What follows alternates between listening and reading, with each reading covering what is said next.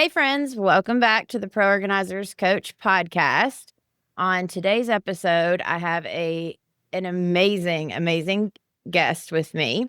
Her name is Deidre, and she does coaching and all sorts of stuff. And I'll let her explain to you here in a minute kind of who she is and what she does. But today we're going to be talking about, those times in life where you know what you're supposed to be doing. You know maybe how to do it even, but you keep kind of maybe self-sabotaging or you keep getting stuck and you're not really sure why or how come. And then that there's also some things inside of you that the more you work on yourself, but you're like, how do I actually do that? So she's got some stages she's going to talk to us about turning on our light so we can quit self-sabotaging. We can wake up to who we truly are and start blessing the world the way that we're meant to be blessing them and living our true authentic self. So thank you, Deidre, for being on the show. Oh my gosh, thanks so much for having me. What an intro. So I'm really excited to be talking about all of the things with you today, and I'm grateful to be here. I love it. Okay, so tell everyone real quick a little bit about who you are, what you do, the name of your business, and then we'll jump Mhm. straight in. Okay, I love it. So what I do is I help people who are here to make a bigger impact on the world. That can be through their work or through their life, just people who feel called to bring the work to the world, whatever that means to them, step into their calling, remove the barriers that are keeping them small, that are keeping them stuck in old patterns of self-sabotage and playing small and, being in shame or in victim or just not really living the life that they want to live. You could call it the caged life. It's like, okay, like I've got this home, I've got this relationship, I've got this thing. But beyond that, I'm not really going to my full potential. I'm staying where I'm at out of fear. That could be conscious fear, subconscious fear, all of the things. I help people get out of their way so that they can step into their greatness. And then, as far as like stepping in their greatness, as far as the work that I really love doing, is I help people step into the spotlight and share their message, their stories from stages and podcasts and write books and really elevate their brands and put themselves out there in a bigger way. Love it. And the reason that we thought this would be such an aligned topic for all of you that are listening is because I know as organizers, a lot of us either write books or we do workshops or we start wanting to do presentations. And, a lot of times those are the things that would grow our business exponentially, even if we're not talking to the whole world and we are staying more local. You can still do that locally. But again, then we get into almost that self-sabotage mode of who am I to write a book or who am I to do a presentation or, why would someone even want to listen to me, especially if you're just beginning and what I've learned over time is honestly, people are actually more drawn to the people that are just getting started as much as they are the people that are further along because they can relate to us when we are closer to just getting started. So I love that we're going to talk about this. Okay, so you've got like the 4 stages of your true authentic self. Do you want to kind of maybe start there? Yeah, absolutely. So I'd love to just share a story with you. So about 8 years ago, I was standing in my kitchen, and this will really explain why I do what I do and all the Mhm. pieces. I was standing in my kitchen and I was putting my fingers through my hair. And I was like, I just noticed like at the top of my head that something felt really weird. So I grabbed my phone and I raced to the bathroom and I put on camera. When I started angling to the back of my head with the mirror, like trying to figure out like what's going on. And that's when I realized I'm like, oh my gosh, I have a bald spot. And the bald spot, for the people that are listening and not watching, was a few inches wide. It was this big circle on the top of my head, which felt like it came out of nowhere. And I remember looking in the mirror and just thinking, how did this happen? How do I fix it? Clearly, God, the universe is trying to tell me something because it's going after my hair. And you know what? I grew up with 2 older brothers, and my long hair was the thing that made me the girl of the family. Other than that, so I was freaking out, and I go back to my kitchen to sit down for a moment, and that's when I hear this voice come out of me, and it said, if you don't listen to your soul, you're going to get cancer and die in the next year. And I was in complete like, whoa, like I was in shock. And then I had a flashback to the only other time in my life I had ever heard this voice speak to me. And it was about 5 years prior. I was outside. I had friends and family to both sides of me. My friend Marty was playing the guitar, singing the song. I think it's by like James Blunt. It's like, it's beautiful, it's true. And I'm walking down the aisle with pink roses in my hand with a big smile on my face, about to marry the man that I think I'm going to spend the rest of my life with.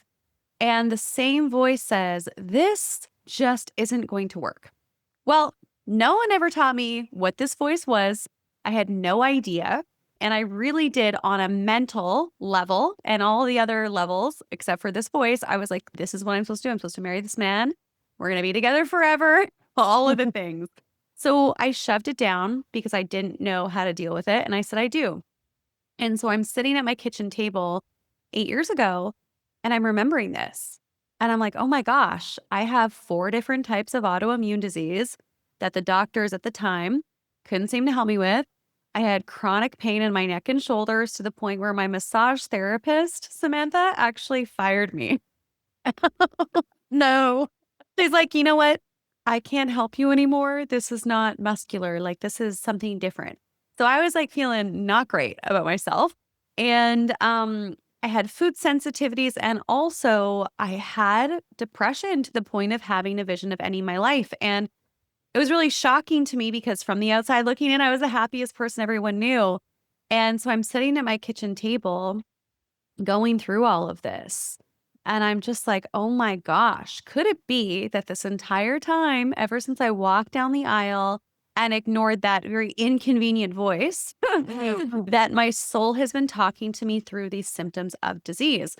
So in that moment, sitting there, I knew that if I didn't change my life, if I didn't make a radical change, I wasn't going to be around for another year. So I declared to myself I was going to get radically honest. I was going to have courage to do the hard things. And then the third piece was I was going to take massive inspired action right away. And that brought me down the path of deeper healing, getting radical honest with myself and doing the deeper work. And then eventually having the courage to leave a mentally and emotionally abusive relationship that I was in for 8 years. And my soul essentially was killing me because I wasn't listening to it. And the relationship was the complete opposite of what I was meant to be in, but also it was the soul school that I needed to like wake up. So today, what I do, I'll go back a moment, just 3 months after doing this inner work of honesty, courage, showing up, listening, I healed myself of 3 of those 4 autoimmune diseases just from listening to my body and listening to the signs. My depression went away, my chronic pain went away, and most of my food sensitivities went away just in a few months. And my hair grew back, which was great because that was kind of like, I can't really hide this anymore, that something's not working. And that brought me down the path of healing trauma, studying trauma. And then now today, what I help people is I help people transform their trauma, their pain, their shame, their stuff that they don't want to deal with into their greatest gift for humanity through books, through speaking, through being who they are in the world. So that's what brought me to where I am today. And even though externally I looked like a bright light, everything was great, internally, totally different story. I was crippled with anxiety. Do you know what I mean? Like sometimes we can show up and look so shiny and so good, and we've convinced ourselves we're good until there's like the wake up call. So that was my wake up call. I love that because honestly, how I started doing everything I'm doing, which is my organizing business, the podcast, all of it, was from a very similar like period of time where I was, not listening to all of, my intuition. I call it my Holy Spirit gut. Like I wasn't listening to that. Yeah. And there for a little bit, like, life was just so hard. But I kept hearing God tell me, like, I'm building your root system. So whenever you come up, you can grow big and strong and be that light that you're meant to be. But going through all of that was so hard because the easiest thing would have been to just quit, right? Like, because it was about my marriage. It was about dealing with my dad's, death. And like, there was a lot of stuff going on for me. And then I was working at a job with autistic kids where I would get beat up for a living, literally. Wow. And I kept being like, God, why can't I leave this job? Like, I'm so ready to leave. And he's like, I'm growing your character. Stay loyal. Like, that was kind of my message.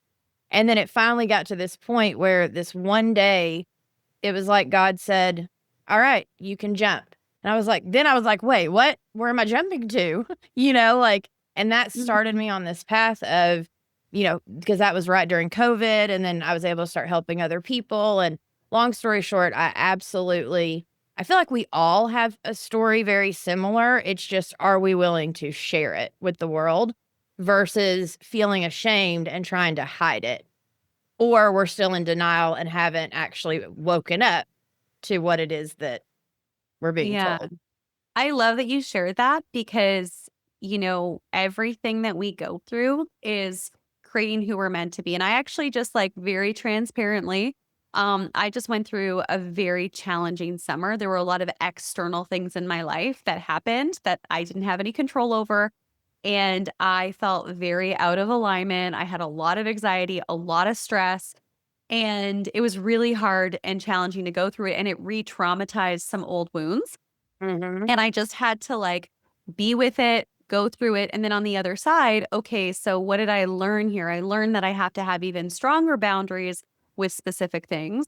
And that I always need to, if I need support, to get support right away. Because I think the hardest thing when we're in something, I know for me, it's hard to ask for help. It's hard to be like, oh, Mhm. I'm struggling, especially if we're in a space of leadership. And I'm not just talking to a business, I'm talking about like leadership as like, a wife, a mother, a business owner.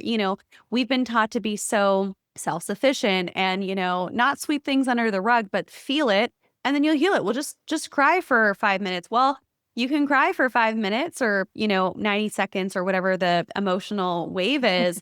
But after that, it's still in the body. And maybe there are things you need to clean up or adjust because you are being elevated in your life to expand. And those pieces needed to crack so that you could build more of a legacy, have a better relationship, whatever that is. So, yeah, I just went through a really challenging summer and Mhm. I'm on the other side of it. And I'm just like, thank God that's over. But man, it's a good reminder sometimes that we can show up in like super alignment, listen, listen, listen. And then sometimes things happen that are out of our control, like a death of a family member, maybe a divorce that we're not expecting, or an illness, or someone close to us going through something. And that energy leak and emotional impact can really throw us off on so many different levels. So I just love that you shared that. Thank you. Yeah, absolutely. Well, and I think also too, for me, it was always, I was such a caregiver. And I've also realized that I'm also very empathic. Like I feel people's energy, which is Yes. amazing now that I'm an organizer because I can feel their energy and help them. But back then I wasn't an organizer yet. And so, it kept feeling like, why am I feeling all this? Like, why do I feel this way? And as a caregiver, learning, and the same thing as an organizer. I talk about this all the time, like learning what someone else's energy versus what is our own.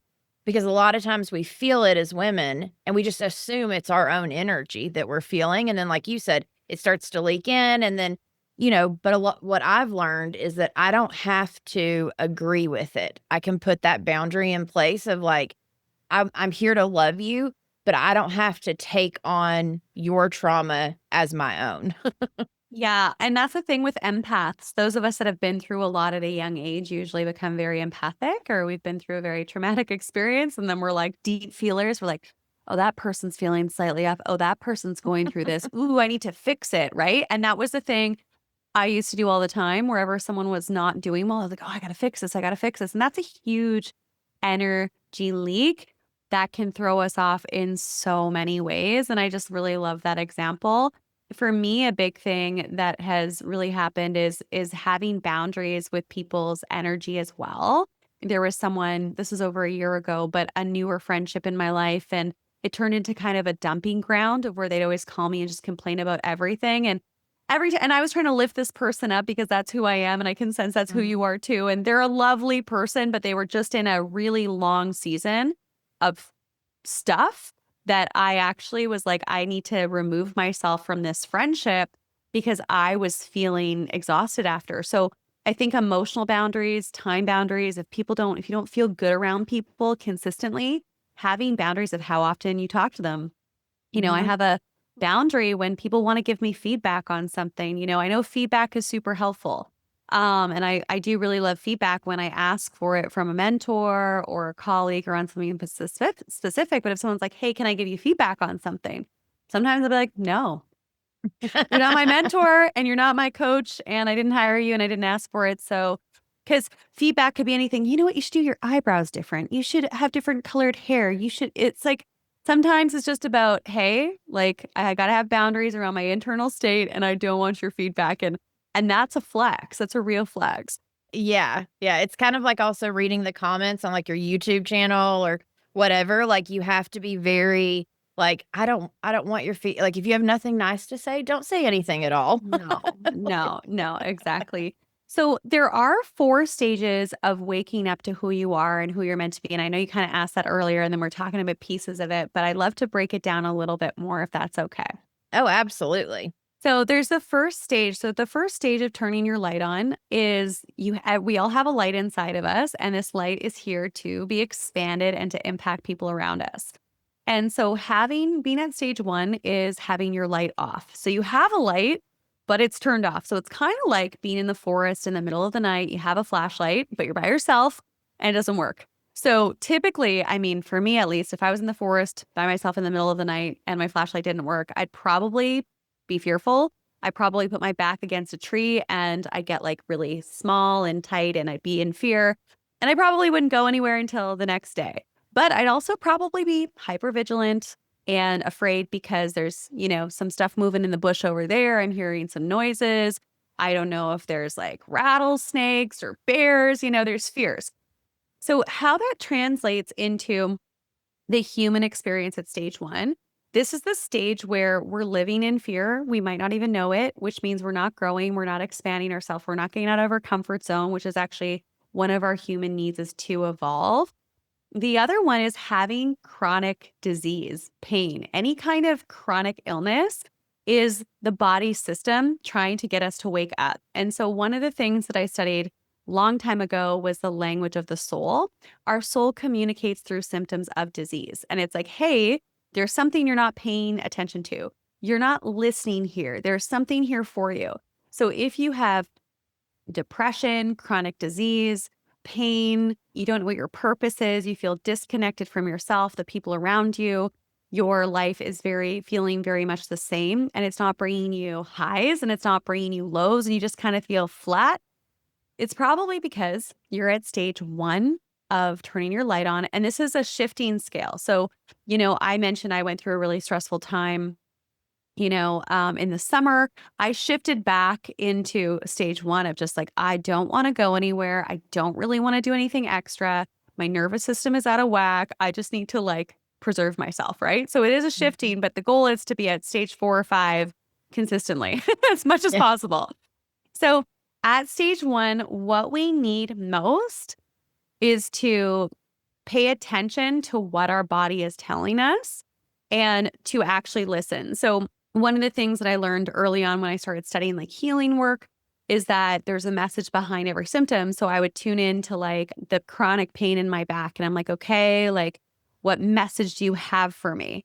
And sometimes my back would say something super random and I'd be like, okay, like, thank you. Okay, what's the next message you have for me? And I would just keep going until I would find out that it wanted me to fully wake up to joy or to peace or to love. And I'd be like, okay. And sometimes it would be like, you are holding on to this resentment, or you're not doing the thing, or you're not speaking up for yourself. It would be like something sometimes specific.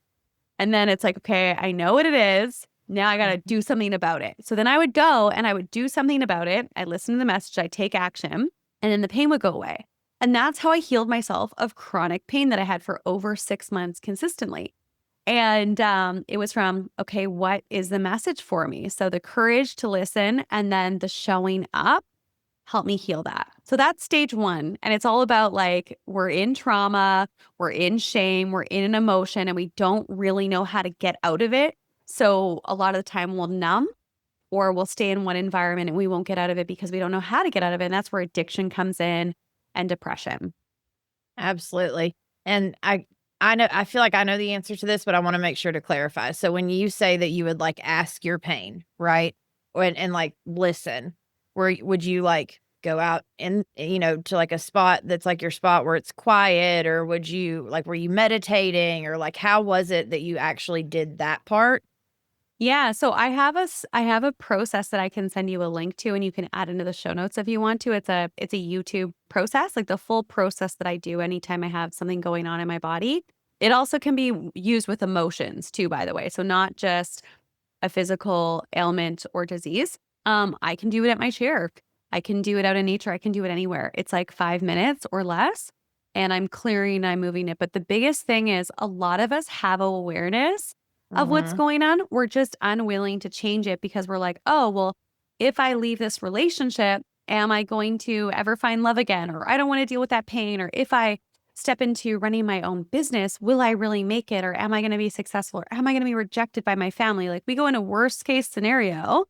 So we Mhm. avoid doing the thing. But another piece with stage one is getting support. Maybe that's a therapist, maybe that's a coach that can help you with some of those first stages of healing so that you can come out of it. Like when I was in the really stressful summer, some circumstances that re traumatized me, I hired a therapist for 5 sessions just to have someone to talk to about what I was going through. Cause I'm like, I don't want to dump this on my partner. I don't want to dump this on my friends. I don't want to, I want to be responsible. So I had a call twice a week for, 2.5 weeks. And then I was like, okay, good. I'm processing this. Someone's validating me and I'm feeling better. Right. No, that's fantastic. I love it. And yeah, definitely send me that link and I'll put it in the show notes for sure. Yeah, I would love that. And so then stage two is the flickering light stage. So again, the metaphor of being in the forest in the middle of the night, you have a flashlight, but sometimes it works and you're going on path, you're feeling confident. And then sometimes out of nowhere, the flashlight's off and you're like, oh, shoot. So you go back to stage one. You're like, I don't feel comfortable. I don't feel safe. So how this shows up, how this manifests in the human behavior is sometimes we're showing up for our we're going to the gym, we're exercising, we're eating well, we're communicating well with our partner, we're, showing up great with our kids and our family, and we're really showing up for our dreams. We're moving forward with our goals and our business. And it feels like nice, I'm on a stride. And then sometimes what feels like out of nowhere, right? I don't know Mhm. what happened. You just stop showing up. You stop going to the gym. You stop communicating. You stop doing the thing that's building your dreams and building your confidence. And this could be an external thing that happens, like kind of what happened this summer with something that happened in my life where I was like, oh, this really affected me and it's really throwing me off. Mhm. So I need to get support right away. Or it could be just a little trigger that's subconscious where I'm going about, maybe I'm running a live event or launching a book or something new, and something about someone triggers something from childhood when I was bullied. And I'm like, I don't feel safe speaking up at this conference, or I don't feel safe doing this. And then there's an internal feeling in my heart of it's not safe to be me. And then I slowly slide back to stage one.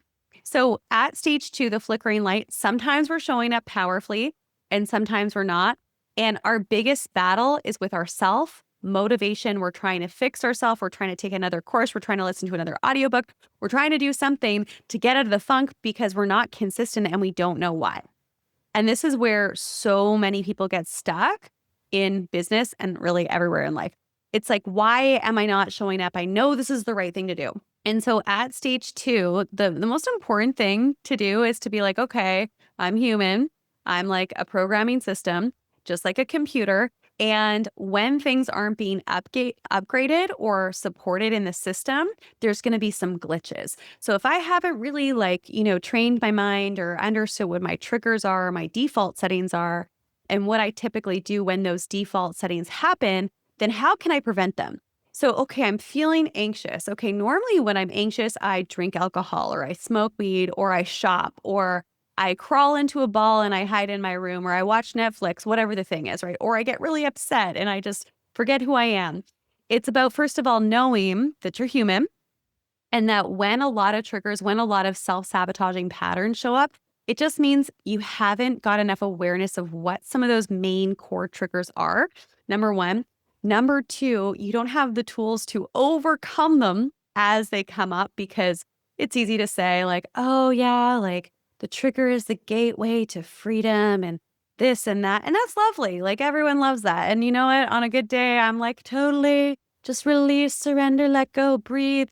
But like in reality, when you're in something, it feels like everything's closing in on you. So it's like, okay, what is a tool I can use right now? Okay, I'm going to do a breathing exercise. Okay, I'm going to remind myself that this is something that I normally want to do, but instead of drinking or instead of, opting out, I'm going to opt in and I'm going to move forward even though I'm feeling this way because emotions only last 90 seconds.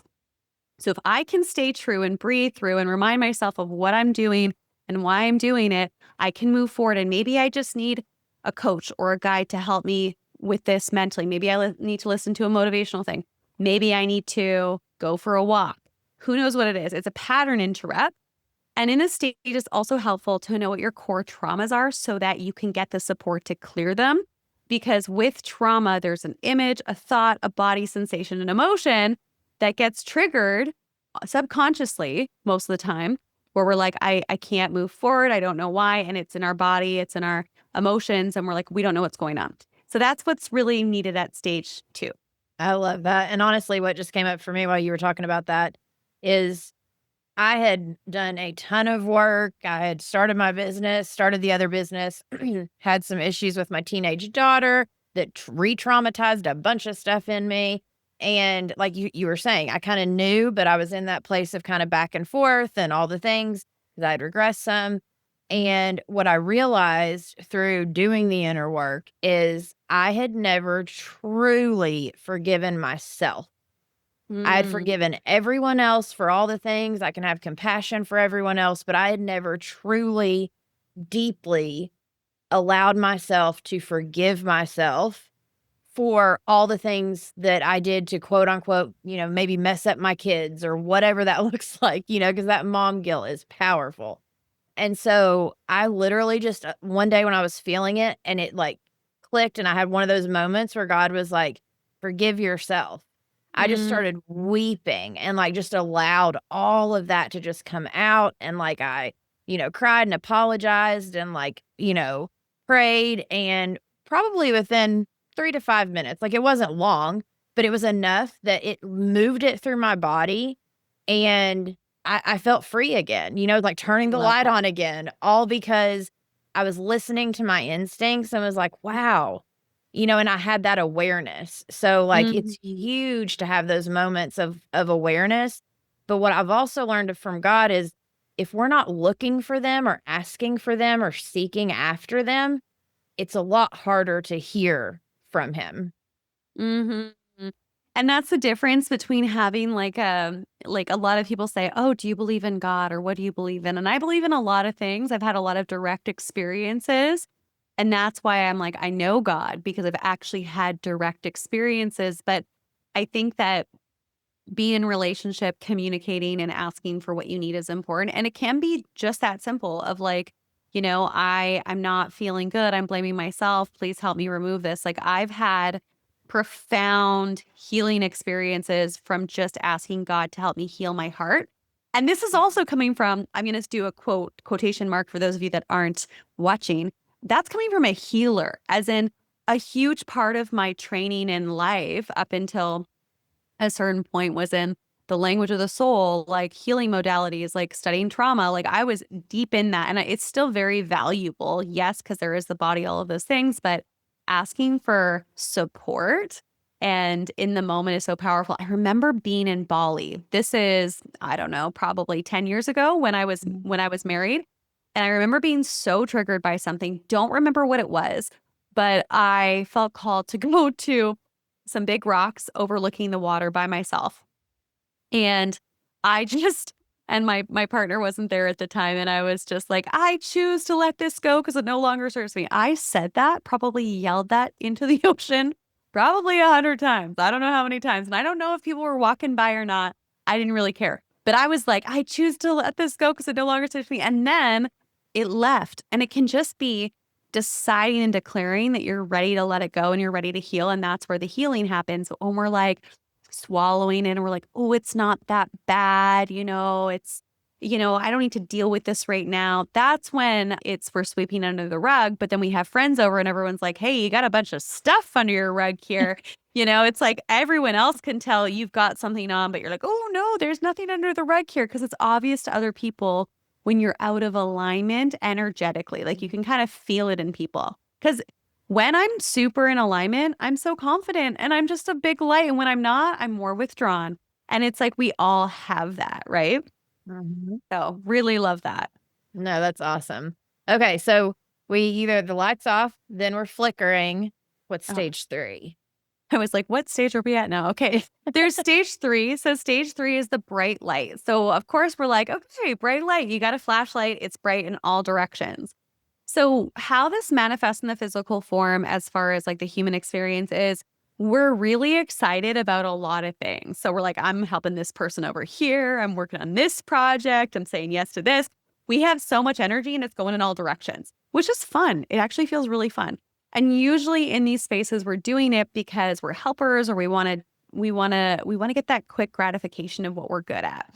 But usually at this stage, we're committing and saying yes to everyone else's stuff. And we have our big dream on the back burner. And we've distracted ourselves with a bunch of noise that might feel good. It's like the quick hits of what we're good at. But it's not like that, oh, this is what I'm really here for at this time in my life. Because when I think about purpose and what I'm here to do, and I'm curious what it is for you, Samantha, is my what I'm here to do, my assignment changes. It changes based on what's going on in my life and what I'm being called to do. But I might be working on an old assignment, but it's like, you're not supposed to be on that assignment anymore. Like that one's good. Like you need to move forward on this one. I'm like, oh, but like I'm really good at this. I'm like getting a lot of external validation. So this stage, we're distracting ourselves from going all in on the big calling, the big dream, the what we're feeling called to step into. We're putting it on the back burner and we're staying in our comfort zone and we're burning ourselves out. And a lot of the time we have resentment for being burnt out. We're overworked and we're like, oh, I wish I could write that musical album or, write that book or whatever. I just don't have time. And so that is stage 3. That's yeah, no. And all of us listening have been in that stage for sure, probably 1,000 times. But I'm with you, like, my mission changes. I even actually just put it in my calendar, like, day before yesterday, um, for me to go spend some time to get my new, like, assignment, right? Because, like, yes, I am helping people with my organizing business, and I'm still called to for that. For the podcast and everything, like, I'm helping other women start businesses so they can go help their communities, like, and Mhm. their families, right? So, like, I'm still called to those 2 things, but here recently, I've been feeling like I need almost like an overarching, like, the big mission, right? That these, like, fall under, but it's the like, not the mantra I can say to myself, but the thing I can believe in that, and recently, actually, now that I just said that, it's been that I'm gonna see the goodness of the Lord in the land of the living, and I wanna be the goodness of the Lord in the land of the living. And so Mm, that's been like a ongoing kinda theme recently. I love that. That's so beautiful. Yeah, God's so Next good to assignment. us. Yeah. So that one is more of like my lights on, but like you said, like I feel like I'm doing the right things. I feel like but deep down, I'm still like, something's a little off. It's more for others. It's more for that instant gratification. So Yeah. 4 kind of like the top one? Is that like where you want to be? Yeah. So at stage 3, we need to learn how to quiet the noise and trust in ourselves. But more importantly, trust in a higher power, whether you believe in God, universe, or whatever you believe in. There is a higher force that's guiding you. So you need to surrender what you think you know and go all in on that thing. So stage 4 is where we've quieted the noise. We're on our path. We're building that thing, that purpose driven business, whatever that is, and people know what we're doing because we are not the bright light. We're the focused bright light. So we have a lot of depth. We see where we're going. We know where the next steps are. We're getting the support and we're showing up powerfully without getting pulled off our path. So I like to think of it. I got into mountain biking years ago. I wasn't very good at it, but it really scared me actually because I was like, oh my gosh, like this is so scary going downhill fast. But what I learned really quickly in mountain biking is if you're looking to the right and the left of you as you're going full speed, you're going to fall off your bike because the wheel's going to go over to the side. If you look down, you're going to fall on your face. So with mountain biking, you want to know about a meter in front of you. So you know where you're going. And then you also want to remember where the final destination is. So at stage 4, you've quieted the noise, you're getting the support that you need, and you've gone all in on your mission and you're showing up for that faithfully. That is beautiful. I love that. And so whenever, and even with driving, right? Like right now I just taught my son to drive. And so like he'd start to get distracted and I'm like, "Bup, bup, bup, bup, bup. Hello, back here, Don't get distracted. Yeah, don't get distracted while driving, please. But it's very similar to the mountain biking thing. But I love what you said about the fact that like you need to look just like essentially one step in front of you, just right there in front of you, but at the same time, know the final destination. Yeah. And then that helps to quiet all of the noise because then you're able to focus. Like it's like the more you do it, the easier and easier it gets, to get back into that focused place where it doesn't like all the external noise just kind of fades away. And it's like, you know what? It's okay. Like for me, for instance, so my number's 20, my family's number's 24, my number's 44. I believe in signs and numbers and all that. So for like every morning for the past, I don't know, 2 or 3 weeks now, every single morning on the way to work, I end up seeing on someone's license plate a 24 or a 44. Or like the other day, there were 3 cars in a row that had 24 and 44 on them right in front of me at a red light. I took a photo of it and I'm like cracking up because I'm like, God, you're hilarious. But for me, what it means is you're at the right place at the right time, right where you need to be. Like, keep going, And the more that I have like received that and been like, okay, this is what this means. I receive it. I've been seeing it everywhere. Yeah. Yeah. I love that. And it's, ask for the sign and you will receive it, And Yes. sometimes we're like, oh, but I want a bigger, shinier sign. Well, okay. If you want a bigger, shinier one, you're probably it's not going to be a fun sign for you. I mean, that sounds like a great affirmation. Mine is butterflies. And it's funny because whenever I see a butterfly, I remember being at this retreat years and years ago. I was a facilitator at it. And it was recently after I lost a chunk of hair and I just was not in a great place. And I was sitting there at the retreat and I was with all these like high level tech people. And I was a yoga teacher at the time in my past business. And I was sitting there and I was like, just not feeling worthy of being there. I wasn't feel confident. I just wasn't feeling. I was also, my past career in running a yoga and wellness company was no longer resonating. It expired. So I was like between the old and creating the new. And I remember sitting there and just being like, I don't think I should be here. Like, I don't feel like I belong. And then I saw a butterfly and the message was like, this is the sign that you're exactly where you need to be. And so every time I see that, it's usually when I'm kind of going through a season or a thought and it's like, oh, beautiful butterfly just right in front of me. So I love that for you. Yeah. God will speak to us, through like I've had a season where it was birds. I've had a season where it was heart. I had a bird season too. Yeah. And I've also had a butterfly season after my dad passed. I kept seeing these butterflies everywhere. And I'm like, why am I seeing all these butterflies and why are they I call them my neon sign moments. It's like a neon sign, kind of like they stick out more than they normally do. Right. And I'm like, why do I keep seeing these butterflies? And then it hit me like a ton of bricks. Mine and my dad's song used to be Butterfly Kisses when I was a little girl. Aw, that's so sweet. Right. And so for that, it felt like every time I saw a yellow butterfly, it was like dad being like, hey, I've got you. You're good. Like, hey, whatever. Like it comforted me. And so being open to seeing those things and being willing is so helpful when you're on a journey.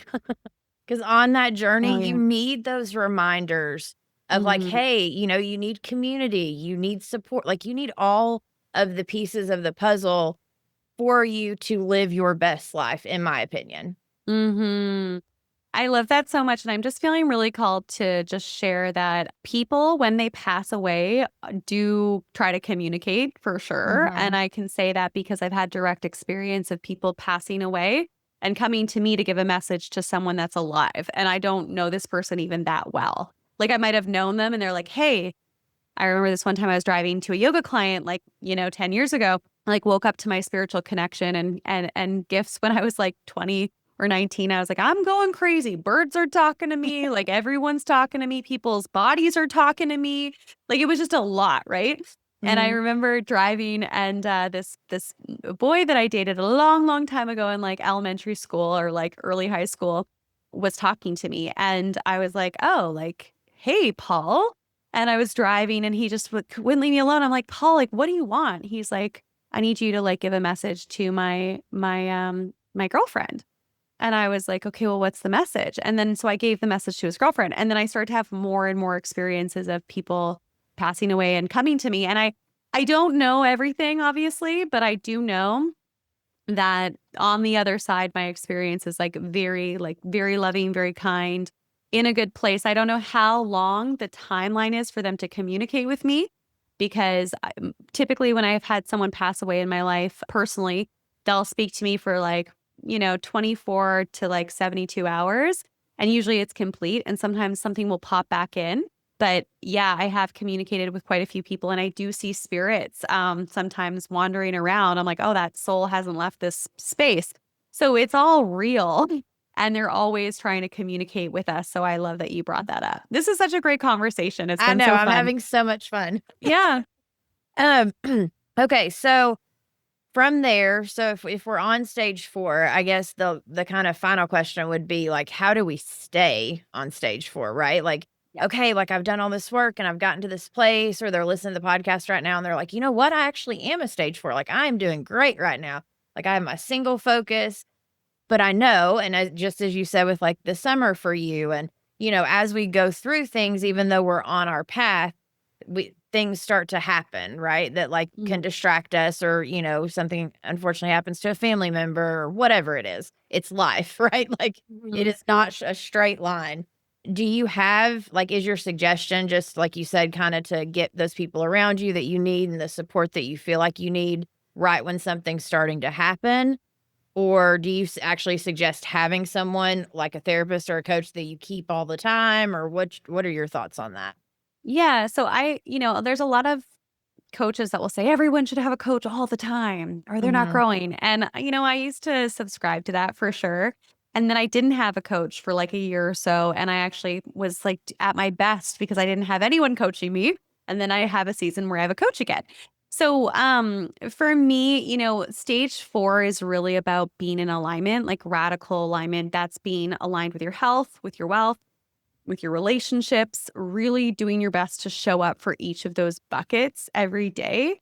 And, when I've been in my busiest seasons or most stressful seasons, I need to like up my self care. And that's the thing. It's Mhm. like, hey, you're going through some stuff. You got a family member that's sick. Looks like you're going to have to do some more self care. Looks like you're going to have to spend more time doing the things that you say you don't have time for. Those are the things that you need to do in order to like fill up your cup. So at this stage, you probably know what probably works best for you. So filling up your cup, getting support when you need it. But if you're at stage 4, you're stepping into radical alignment and you're also trusting in a greater force. So finding the lessons in the chaos, continue to Mhm. show up, and then surrounding yourself with people who are going to lift you up because your environment always wins if you don't have the right support. And that's something that an old mentor of mine, Jay Facette, told me or would talk about. And he's like, yeah, without the right support, your environment always wins. So if you're in a really bad environment, a lot of things aren't working. It's like get the mentor, get the support. And if you have all those things already, then just lean on them more and you'll succeed. No, I love that, and I think the biggest thing of what you said is, like, we know what our thing is, and it's whatever we don't have the time for, and I've been experiencing that. I just turned 40 this year, so I'm in that place where, like, all the things everyone said, like, "Oh, when you turn 40, blah, blah, blah." I mean, it is. Like, when you turn 40, you start kinda feeling your body differently than you have before. Yeah. And so doing these small things of just, like, I start because for a while I had stopped getting my nails done, I had stopped doing these things. I knew that was how I did self-care, right? It was, like, my time alone with God, I love having my nails done, and then, recently, I've also added going to a stretch lab where they stretch me every week because of Oh, what I do nice. physically for work. But the old me was like, oh, I'll just push through this, right? Like, I don't have time for it. And then Right. now I'm at this place where I'm like, you know what? I'm going to make the time for it because exactly what you just said. The more that things are coming at you, the more you need to up your self care to help combat that. 100%. I love that you're doing all Oh, of it's that. so good. Okay. So tell everyone like where they can find you, all the goodness. Yeah. So I'm on Instagram. It's just I am Deidre Siriani. The link will be below. And I'm also at radicallyaligned.com. And yeah, feel free to reach out on Instagram, say hello, let me know what resonated for you and what stage you're at. There's also a quiz that I have linked that I shared with Samantha where you can take the quiz and find out roughly what stage you're at. You might have some symptoms of stage 3 and 1. Let's see where you're at and what your main work is at this time. And if you're looking for any support in scaling your business, getting on stages and podcasts, and just making a bigger impact with less effort, or any of this resonated, please feel free to reach out. I'd love to support you in any way I can. I love it. Oh my goodness. Thank you so much for being on the show. And then for those of you listening, we will definitely catch you in the next episode.